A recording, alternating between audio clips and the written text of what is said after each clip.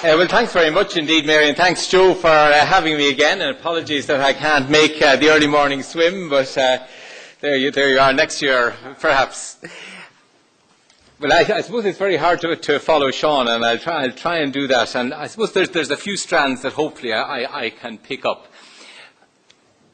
The past, we're told, I think, is a foreign country, and it's worth looking back to 50 years ago. The Everly brothers were top of the charts, Spurs were champions, and a new broadcasting service had just been launched, Telefishern. On the other hand, some things were familiar to us today. Liam McCarthy was held by Tipperary, and another Irish-American was in the Oval Office. But another thing that was, unfortunately, there then as now, was years of poor policy had plunged the Ireland of the early 60s into an isolated, impoverished country, facing really difficult problems.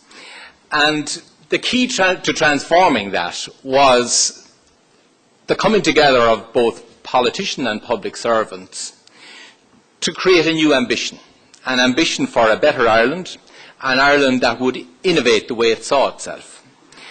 And that forged a merger between politics, between public service and indeed business to create an axis of innovation, if you like.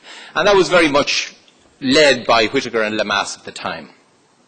I think it's well worth looking back to those parallels. They were in the same thing. They had years of failed policies. The country was demoralised. They could look back on a decade of stagnation then. Unemployment was unacceptably high. Emigration was stealing the very best from our country. And here you had politician and public servant coming together. You had a determination to reinvent Ireland from the wreckage of that protectionist past that had been there. A determination to abandon failed policies and to face down those who would resist the change, who would stand against the need to make changes. They recognised that Ireland had strengths in certain sectors and set about removing the obstacles to those latent strengths. And they set out an ambition, a vision of what Ireland could be. A vision of an Ireland that was open, that was trading in Europe, that was vibrant. And it was a dramatic turning point, I think, in many ways. Perhaps it started slow, but it gathered great momentum. And I think today we look at the same. We look out at the damage wrought by policy blunders that extended over several years. We see 1 in 7 people out of work, and far higher for young people. We see 66%, 2/3 of all the jobs, the 350,000 jobs that were lost in the last 3 years, 2/3 of those were lost by people under the age of 30. They're the bright, skilled people that are to create our future. We see half of those who are out of work long-term unemployed, out for over a year, and many of those young people. We see 30,000 young people leaving the country in the last 12 months, and that figure rising. And I think, like then, we have to look at that pattern and say this is simply not sustainable. Our society can't look on while young people, our talent is idle, are leaving the country, and I think that's the challenge that we have to face, and that's what we must build a vision around. Yes, we've lost our sovereignty, and that's humiliating, but the real issue that we have to address, and the title of this part of the conference, is those reasons, as Martin Murphy said, those 450,000 reasons in terms of those unemployed, are those 30,000 young people who are leaving each year, are those many young people who have been squeezed out, locked out of employment. Irish society has to prioritise their needs.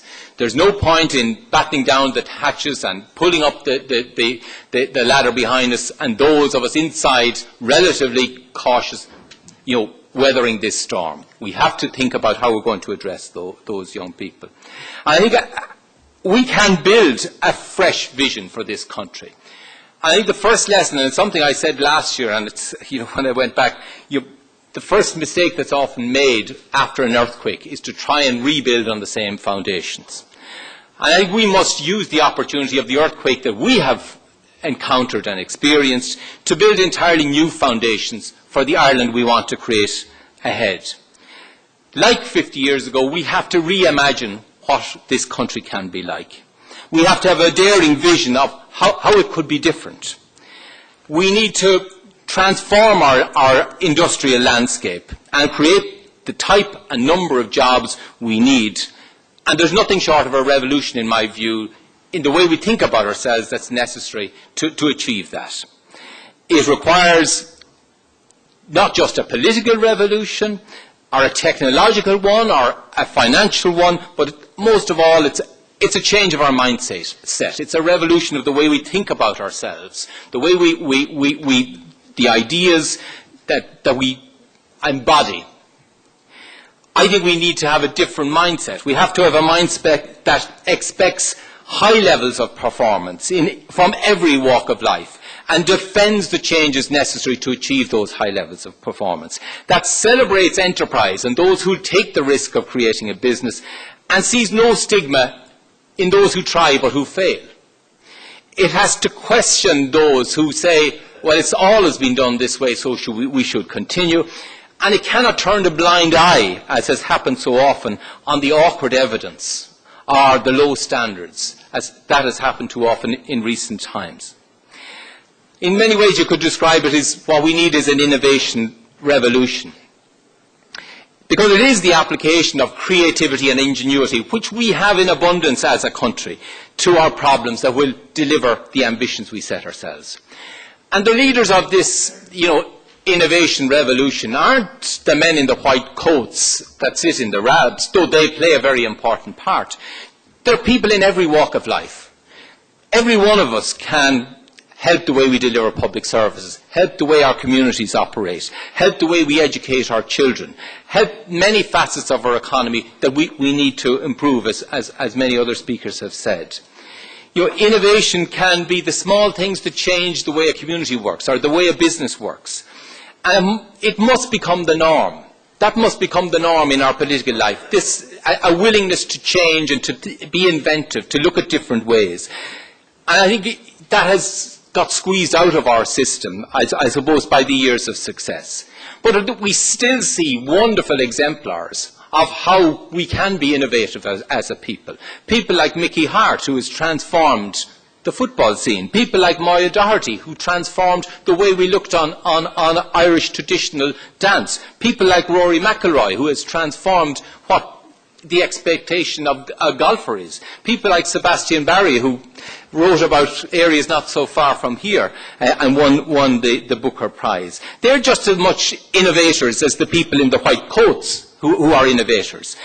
And it's about the passion, the ingenuity, the courage to break new ground. That's what's the essence of what's needed to achieve what we need. Innovation it's about how we add value. How we add value as a people. Maybe it's a special insight. Sometimes it's a smarter way of working, or a unique image that creates a brand, or maybe it's just a creative touch that we transform simple things like food into a wonderful gourmet dinner. And that's what separates the pacemaker from the peloton, since we're just after the Tour de France. And I think Steve Jobs, who Sean referred to, he once said that innovation is what distinguishes between leaders and followers. And I think the time is right for Ireland to start planning to lead rather than waiting to follow. I think the election has created a watershed, not from a political point of view, although obviously it has been huge political change, but it gives us the chance to put some of the failed policies of the past behind us and start talking and thinking about and planning for a vigorous comeback, for a new future. There's no point in trying to nurse along the failed policies of the past. And that's what I think had preoccupied ourselves. We were all about talking about the banks and their debts, about the public finances. And we forgot, as Martin pointed out at the very first speech, that really the recovery of this economy is about the capacity to create employment. So we need to be willing to, like Lamass and Whittaker did, we need to start to aim a bit higher. I think this isn't impossible to do. Look at other countries. Finland was through a very similar crisis to our own. 50% fall in house prices. 1/8 of their GDP was wiped out. But they set about a vigorous reinvention of themselves. And in the process, their indigenous industry grew rapidly. And they produced in Nokia one of the leading telecom mobile companies of the world.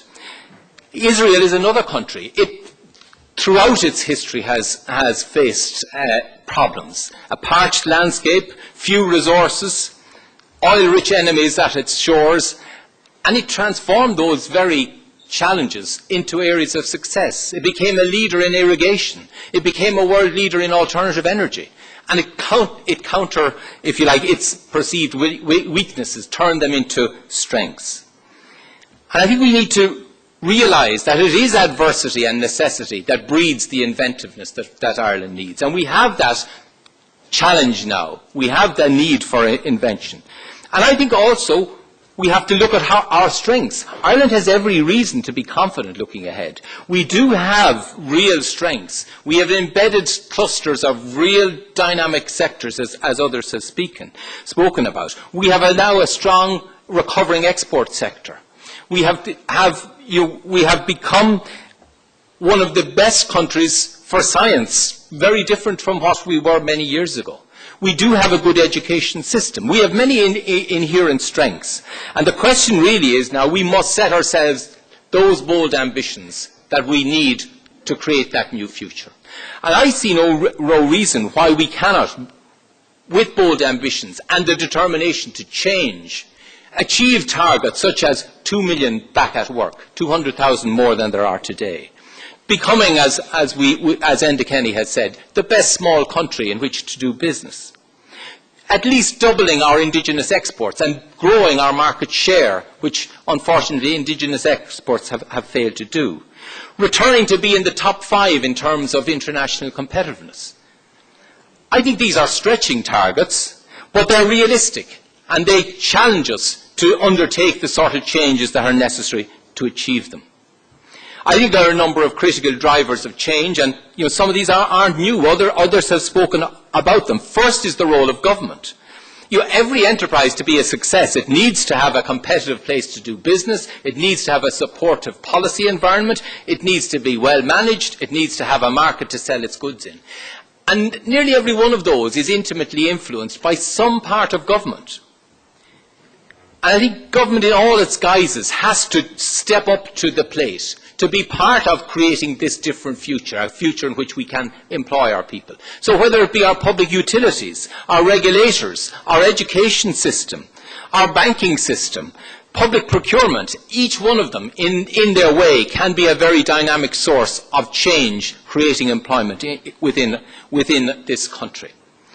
So we must foster that creative change within the public sector that others have spoken about. The second area is foreign direct investment, and Martin obviously has talked about that. It will remain and has been a key element of our economic model. But we also must create the conditions here where the ambitious leaders of Irish multinational companies based here in Ireland are winning new elements of their global operation for Ireland. And I think we need to bolster the case of those many leaders of multinationals who have become a huge source of dynamism in this country. Bolster their case for winning for Ireland new businesses. But however, I think the real challenge isn't about how we attract the next Google or the next Microsoft, although those are very important to our future. The real challenge is how do we create the Google, the homemade Google, the Google or the company that is produced and born in Ireland and becomes a significant multinational. That's the challenge that we have to face, and it was raised obviously by Sean. And that's where I think it comes to how do we foster more enterprise, companies capable of starting up and growing to scale. We need to create an indigenous engine of growth, and that's what has been lacking. And I found it disappointing, 14 years out of this job, back in to find that we still only 10% of our exports come from our indigenous companies. I know that figure will obviously be bloated by the impact of exports in the chemical sector, the pharmaceutical sector. But we have a problem with growing companies from that start-up phase to become successful exporters. And we also have a problem, that although we've more people starting up, 9% of people start up their own business and are occupied in self-employment. It's very high by European standards. The perception of entrepreneurship, if you like, as being a good career is not positive in Ireland. The perception of failure and the fear of failure is huge, and sometimes that's underlined by systems of law that we have allowed develop. We need to be smarter in the way we support our enterprises to grow to scale, as Sean said. And I think this is a challenge that I will be addressing to the agencies that are under my aegis, if you like. We also need to target sectors that we really have opportunities in. And Dara mentioned the sector of clean tech or renewables. And I think there are many. And I think we have to be willing to make some commitments to these sectors, to be willing to see what are the obstacles to the development of those sectors and start about removing them. They're not all ones like renewables. There are also ones that don't require a lot of capital to get going. Digital gaming is an area where we have become a remarkable success, and we can build on that. Life sciences, where we already have a very strong pharmaceutical sector, a very strong medical devices sector, and a very strong ICT sector. Those technologies are converging, and we are well placed to exploit that. Digital content itself is an opportunity that Ireland has a chance to exploit. So I think we need to be willing to pick a few of these areas where we do have natural advantages and start to systematically remove the obstacles, whether, as like Dara says, they're in the planning system or the regulatory system, or just the fact that people don't talk to one another, that there's people doing research in a hospital who might, if they linked up with a company wanting to do something very similar, have a great opportunity to have a win-win. We need to look at that. We also need to look at productivity growth. It's the driver of value.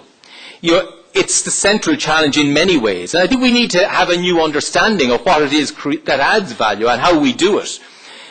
Many things that we traditionally regarded as overhead are now the drivers of value. Marketing, design, creativity, innovation. These are a lot of companies will tend to look at them. They're the overhead that you only take on if times are flush. But in many ways, those are the things that create the value and that we cannot ignore them.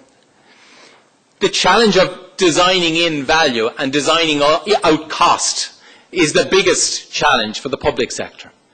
And that needs a more dynamic leadership and a more willingness to judge people by performance, a willingness to devolve power, give people the authority and the opportunity to change the way work is done in the public service and reward them and recognise them for what they achieve. I think process innovation is a very rich vein, as Sean was talking about, and many Irish companies don't do it. But what's very significant is those companies who do start to try and innovate in their operation, less than 0.5% of them stop innovating having once tried. We need to get people to start on the innovation ladder. We need, as others have said, we need to look at our R&D spend and focus on how we commercialise it more effectively. But also I think we need to look at our own communities. And I think Sean struck a chord with me and with many others. We need to look into our own communities and just see how supportive are we of companies or enterprises that are trying to get off the ground. How often do we look at our own creative talent when we are out picking things to buy? How often do we inadvertently in some of our social policies require people to be trapped in idleness when really we should be using our welfare and support systems to allow them to develop their potential? I think we need to rethink many of those policies so that we put the emphasis on people developing their potential and, yes, having an obligation in return for the support they get to develop their potential, to take on those opportunities, and if they fail to, taking the consequences. I believe that this government has made a resolute start. Up on the board, we're talking about the first 100 days. And the first 100 days, I believe, have been significant. We have restructured the banks, and we now have two pillar banks who are well capitalised, who do have low loan-to-deposit ratios, who are in a position to lend. Yes, they're not lending yet, but they are in a position to lend, and we will now be riding shotgun on them to make sure that that recapitalisation does result in lending flowing into our communities. We have also introduced a jobs initiative, not the answer to everything, but yet saying to people who have talent, your companies like Hewlett-Packard is willing to take you on with some small support from government. Take those people on, give them work experience, break the catch-22 of young people with lots of ability, lots of qualifications, but no experience. Those sort of initiatives we have taken. But let's be honest, we need to sustain that momentum. We need to do more. And obviously Budget 2012 will be another opportunity for us to take some more innovative steps.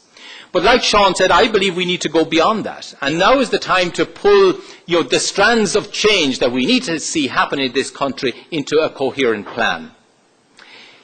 That plan will have as its mission our determination to get people back to work, to rebuild our communities around sustainable, innovative and exporting new enterprises. A will driven by a new generation of entrepreneurs, and we do have some of the best business leaders this country has ever had now in this generation. I believe we do need the equivalent of the first economic programme introduced all those years ago, backed by Whittaker and Lamass, to set out our faith in ourselves, our ambition for ourselves, our willingness to make changes in critical areas of economic and social life in order to deliver it. Tearing down barriers to innovation is what we need to be about in such a plan. It's about taking away the obstacles that, whether it's in our minds or in systems or organisations, that stand in the way. And we are today actually on the 50th anniversary of the day Khrushchev went to East Berlin and ordered the erection of the Berlin Wall. And I think we should be thinking now how in Ireland in this year of 2011 can we start to take down the walls, the barriers that stop us realising our own potential. I think change too often is seen in Ireland as a zero-sum game. That in order for something to change, I have to give something up and I'm at the loss.